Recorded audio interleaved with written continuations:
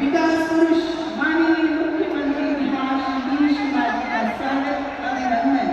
मंच पर तालियों की गड़गड़ाहट से स्वागत कीजिए अपने बिहार के मुखिया माननीय मुख्यमंत्री बिहार नीतीश कुमार जी का। बहुत बहुत स्वागत महोदय आपका। सभी माननीय अतिथियों से निवेदन कि आप सभी अपना स्थान ग्रहण कर लें और दर्शक देखा में जो लोग हैं उनसे भी आग्रह कि आप सभी बैठ जाएं।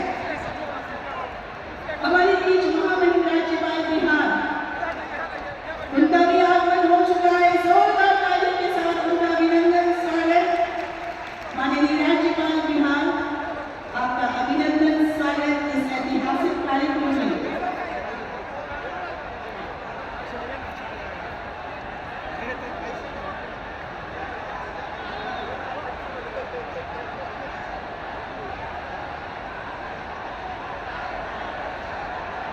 बस थोड़ा सा इंतजार, लेकिन आप हमें फिर से आप सभी का अभिनंदन करते हुए स्वागत करते हुए हम बिहारवासियों के लिए आज बड़ा उत्साह का दिन है। ये दिन बहुत खास है। हम बिहारवासियों के लिए आज भारत के मोदी जी का नालंदा विश्वविद्यालय जो कि विश्व का ज्ञान केंद्र रही है, बुद्ध महावीर की धरती, बिहार के भागलपुर रेशम नगरी, इस ऐतिहासिक भूमि में आपके अभिनंदन एवं स्वागत है।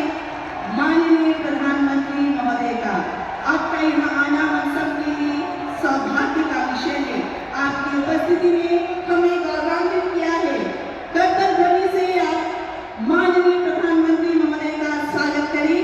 सभी को एक साथ मिलकर बहुत बहुत स्वागत अभिनंदन। और अब मैं सादर निवेदन करूंगी श्री शिवराज सिंह चौहान, माननीय केंद्रीय मंत्री कृषि एवं किसान मंत्रालय भारत सरकार से कि निश्चित शॉल देकर आप हमारे यशस्वी माननीय प्रधानमंत्री महोदय का अभिनंदन करें। भागलपुर जो रेशम का भागलपुरी सिल्क के लिए प्रसिद्ध है, रेशम शॉल जो यहाँ के बुनकरों द्वारा बनाया जाता है, वे स्वरूप प्रदान किया गया। और अब मैं हमारा बिहार मखाना उत्पादन के लिए जाना जाता है। बिहार मखाना का प्रमुख उत्पादक राज्य है। मधुबनी, दरभंगा, सहरसा, सुपौल, पूर्णिया जिले में मखाना की खेती होती है। राज्य में मखाना बोर्ड का गठन करने की घोषणा कर मखाना के उत्पादकों को प्रोत्साहित किया गया है। माननीय प्रधानमंत्री जी ने बहुत बड़ा उपहार दिया है। मैं माननीय गिरिराज सिंह जी से, माननीय राजीव रंजन सिंह उर्फ ललन सिंह, माननीय उप मुख्यमंत्री श्री सम्राट चौधरी जी, श्री विजय कुमार सिन्हा जी, माननीय केंद्रीय मंत्री श्री चिराग पासवान जी, श्री जीतन राम मांझी जी, माननीय केंद्रीय मंत्री, साथ ही साथ माननीय श्री संजय झा जी, माननीय श्री मंगल पांडे जी एवं माननीय श्री दिलीप कुमार जायसवाल जी से निवेदन करूंगी कि सम्माननीय प्रधानमंत्री महोदय को पहनाकर स्वागत करें। और टिकुली कला से बनी श्वेत चेन टिकुली कला बिहार की पारंपरिक हाथ से चित्रित कला है जो महिलाओं द्वारा पहनी जाने वाली टिकुली से उत्पन्न हुई है। मैं सम्राट चौधरी, माननीय उप मुख्यमंत्री महोदय श्री विजय कुमार सिन्हा, माननीय उप मुख्यमंत्री महोदय एवं माननीय श्री दिलीप जायसवाल जी से निवेदन करूंगी कि टिकुली कला से बने श्वेत चिन्ह आप प्रदान करें हमारे माननीय प्रधानमंत्री महोदय को। और अब मैं माननीय श्री मंगल पांडे जी से निवेदन करूंगी इस अवसर पर माननीय प्रधानमंत्री महोदय को आप शॉल भेंट स्वरूप देकर उनका स्वागत करें। साथ ही यहाँ उपस्थित श्री हमारे माननीय केंद्रीय मंत्री श्री गिरिराज सिंह जी भी शॉल पहनाकर स्वागत करेंगे। और माननीय सांसद श्री अजय मंडल जी से निवेदन करूंगी कि माननीय प्रधानमंत्री जी को शॉल भेंट स्वरूप देकर आप उनका भी स्वागत करें इस अवसर पर।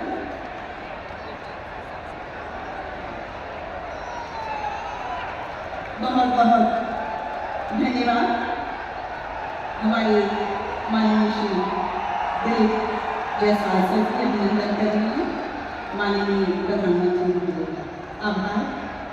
प्रधानमंत्री विश्व के सबसे लोकप्रिय नेता आदरणीय नरेंद्र मोदी जी, बिहार के माननीय राज्यपाल आरिफ मोहम्मद खान साहब, हम सबों के माननीय मुख्यमंत्री आदरणीय नीतीश कुमार मंच पर विराजमान सभी केंद्रीय मंत्रीगण, माननीय उप मुख्यमंत्रीगण, माननीय मंत्रीगण, माननीय सांसद, माननीय विधायकगण और आज भागलपुर के इस हवाई अड्डा मैदान पर लाखों लाख की संख्या में आए हुए हमारे सभी प्यारे भाइयों बहनों, किसान भाइयों, मीडिया के साथियों, आज हम सब लोगों के लिए बहुत ही सौभाग्य की बात है कि आदरणीय प्रधानमंत्री नरेंद्र मोदी जी इस आंध्र प्रदेश में आए हैं, महर्षि संत मिहि जी के धरती पर आए हैं।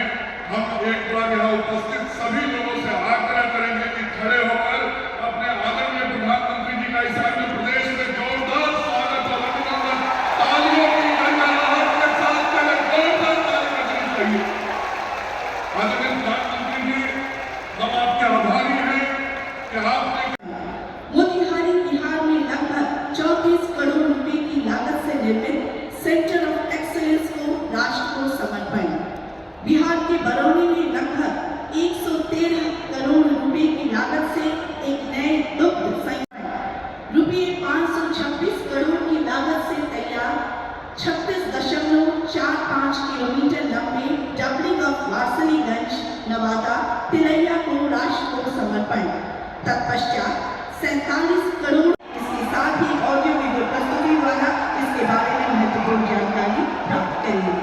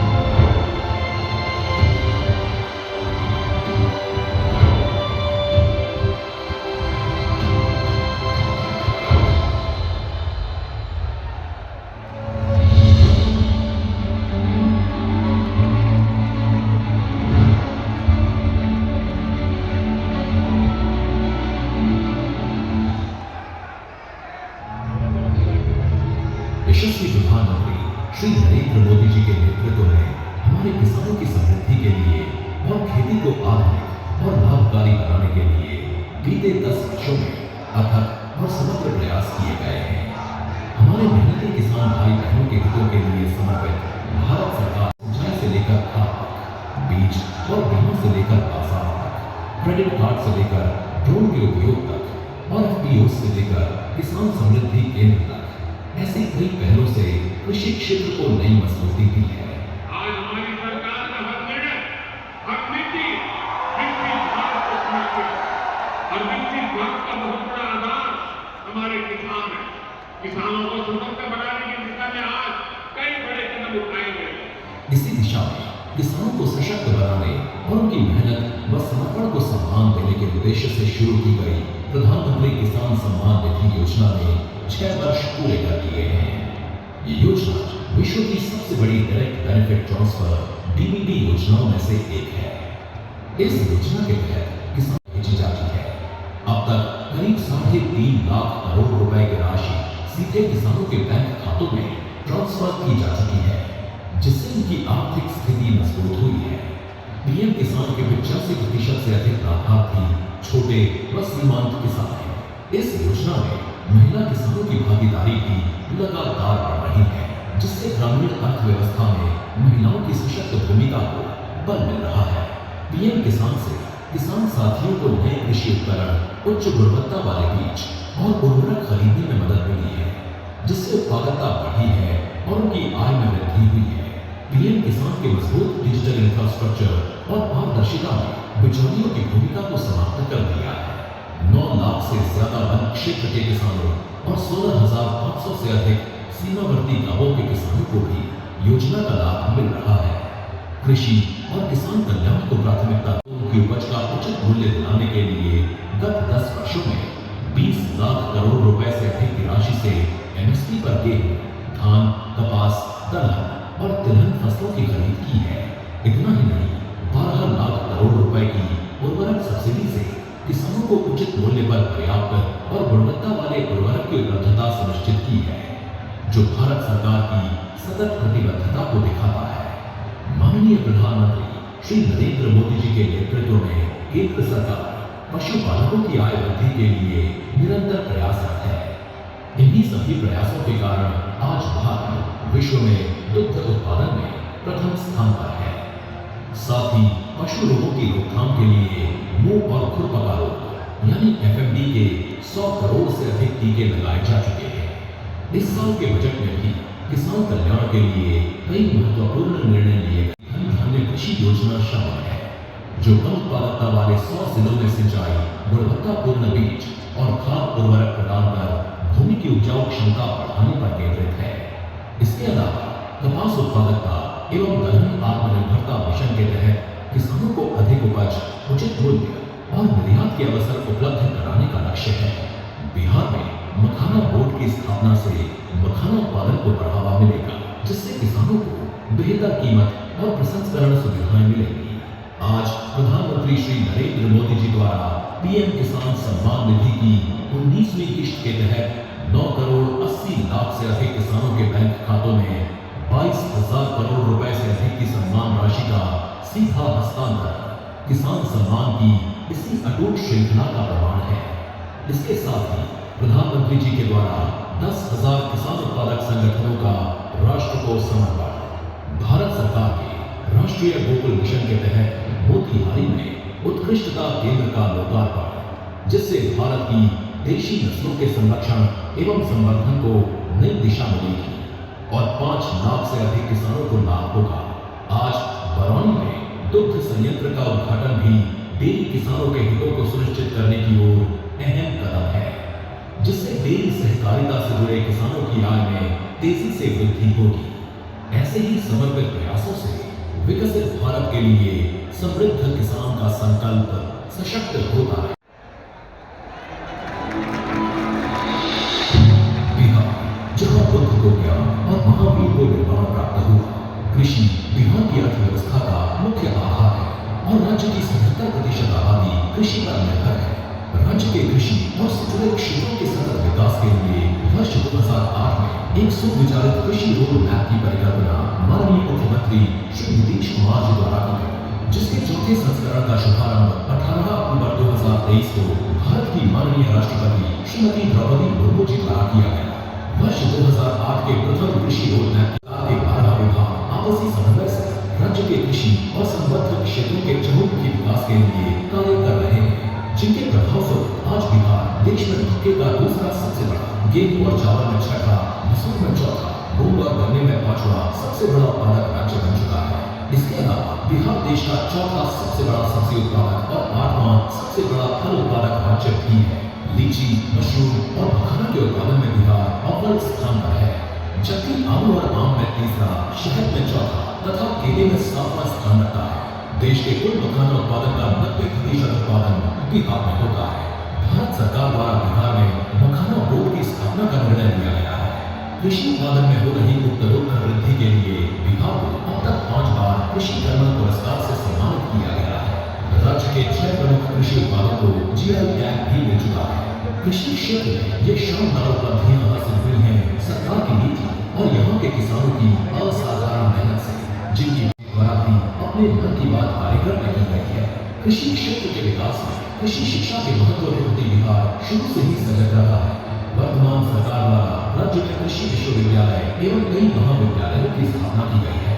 देश में पहली बार कृषि स्नातक छात्रों को छात्रवृत्ति देने के संग बिहार सरकार द्वारा इसी माह हजारों नए कृषि विशेषज्ञों की नियुक्ति भी की गई है। कृषि क्षेत्र में नई तकनीकों, प्रौद्योगिकी के प्रयोग और अवसंरचनाओं के विकास को संकल्पित बिहार सरकार द्वारा अपने 7 निश्चय 2 के संकल्प हर खेत को बिजली, हर खेत को पानी के तहत सिंचाई के लिए अलग से कृषि विद्युत फीडर की स्थापना करने के संग जल जीवन हरियाली अभियान के अंतर्गत सूक्ष्म सिंचाई, पक्का चेक डैम, नए कुओं का निर्माण तथा तालाब और बहिन का जीर्णोद्धार भी किया जा रहा है। राज्य सरकार की पहल से बिहार का हर मेहनतकश अन्नदाता समृद्धि और स्वावलंबन की नई ऊंचाई को छुएगा।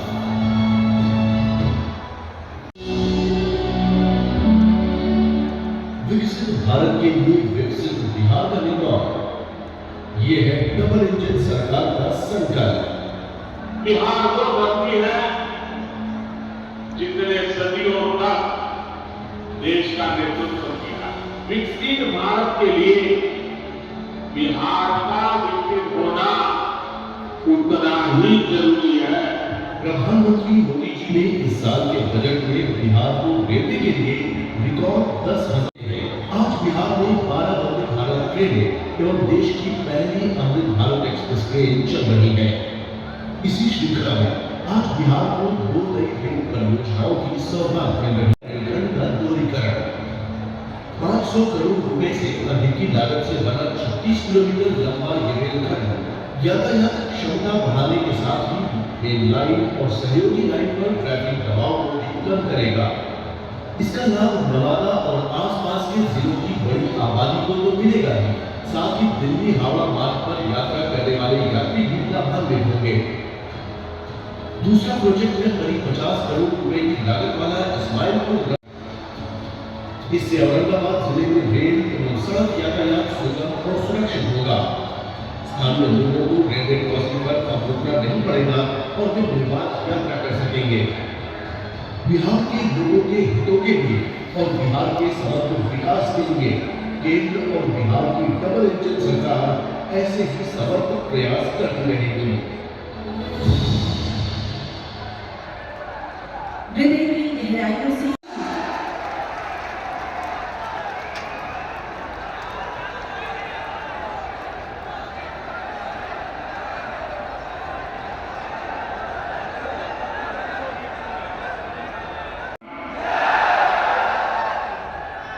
अंगराज दानवीर कर्ण की धरती महर्षि मैही के तपस्वी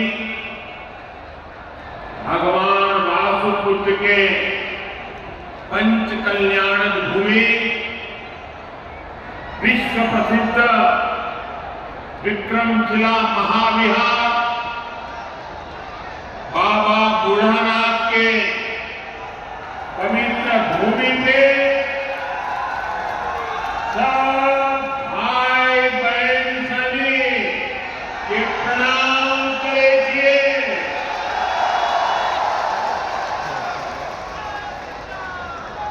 मंच पर विराजमान राज्यपाल श्रीमान आरिफ मोहम्मद खान जी, बिहार के लोकप्रिय एवं बिहार के विकास के लिए समर्पित हमारे लाडले मुख्यमंत्री नीतीश कुमार जी, में मेरे सहयोगी शिवराज सिंह चौहान जी, जीतन राम मांझी जी, ललन सिंह जी, गिरिराज सिंह जी, चिराग पासवान जी, राज्य मंत्री श्रीमान रामनाथ ठाकुर जी, बिहार सरकार के उप मुख्यमंत्री सम्राट चौधरी जी, विजय सिन्हा जी, राज्य के अन्य मंत्री एवं जनप्रतिनिधिगण, उपस्थित महानुभाव और बिहार के मेरे प्यारे भाई और बहनों, आज हमारे साथ देश के कोने कोने में कई मुख्यमंत्री, कई मंत्री और करोड़ों करोड़ों किसान भी आज इस कार्यक्रम में हमारे साथ जुड़े हुए हैं। मैं उन सबको भी आदरपूर्वक नमन करता हूं। साथियों, महाकुंभ के समय में मंदरांचल की धरती पर आना अपने आप में बड़ा सौभाग्य है। इस धरती में आस्था भी है, विरासत भी है और विकसित भारत का सामर्थ्य भी है। ये शहीद टीका मांझी की धरती है, ये सिल्क सिटी भी है।